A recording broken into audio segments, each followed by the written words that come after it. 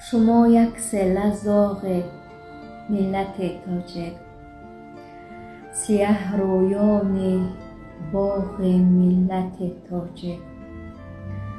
ز رفتار شما کس شرم دارد که یک عمر داغ ملت تاجک. بدانید از پف سرد شما شام نمی میرد چراغ ملت تاجک. ز دشنام و حقارت هایتان هرگز نمی سوزد دماغ ملت تاجک.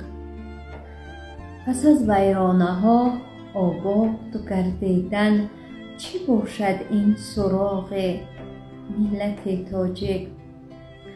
به هم سوزد از دوره چو برس تر، همیشه از فراغ ملت تاجک.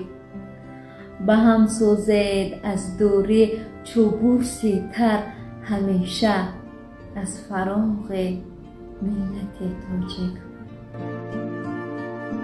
چند روز است چه در پیامک باشد و چه در زیر نوار آخر گذاشتم در شهر باشد، بعضی از فیکان، بعضی از نفرانی که اونا گمان میکنند که باید همه مثل آنها فکر کند و اگر مثل آنها فکر نکرده و چیزی گفته به تحقیر میگذارن، به دشنام میگذارن، به حقارت میگذارن.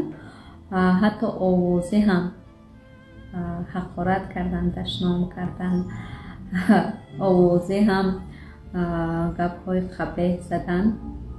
به هر حال بسیاری از اونها را برای خط سیاه وارد کردم و انا همین شعر شاعر کهزاد فتح الله را به اونا میبخشم.